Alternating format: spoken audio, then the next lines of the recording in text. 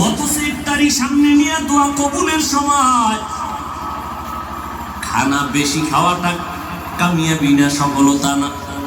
সাহারি খাওয়াটা নবীর সুন্নাত। যদি আপনার পেটে ক্ষুধা বেশি না থাকে, একটু পানি পান করে সুন্নাত আদায় করবেন। সাহারি খাওয়া সুন্নাত মানে পেট ভরে খাবেন তা না।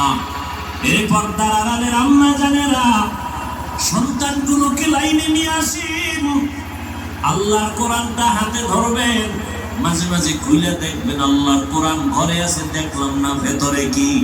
আল্লাহর কাছে কান্নাকাটি করবেন, নির্জনে আল্লাহকে বলবেন, আল্লাহ আমি কোরআন পড়তে জানি না, তুমি আমাকে পড়ার তৌফিক দান করো। আমার সন্তান পড়তে জানে না, সন্তানকেও কোরআন পড়াবার তৌফিক দান করো। এইভাবে আল্লাহর কাছে দোয়া করবেন। এখন থেকেই তৈরি হয়ে যান, একটা রোজাও যেন ঘরের কোন সদস্য ছেড়ে না দেয়। সেই উপযুক্ত সন্তান যেন রোজা ভাঙতে না পারে। বুঝের মাধ্যমে হোক, কান্নাকাটি আর দোয়া করা লাগলেও হোক, রোজা ছাড়া যাবে না। তারাবির নামাজও যেন ছুটিয়া না যায়।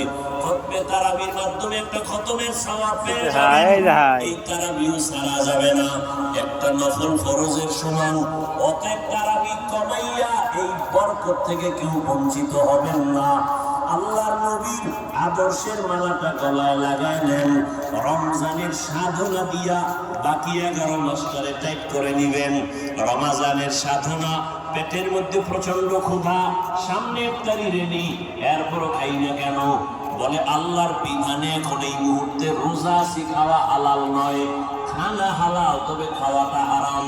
আল্লাহ বলে, বান্দা এখান থেকে সবক নাও, রমজানে রোজা রাখা হালাল তার খানার বেলায় তুমি নিজের যেমন কন্ট্রোল করতেছো, বাকি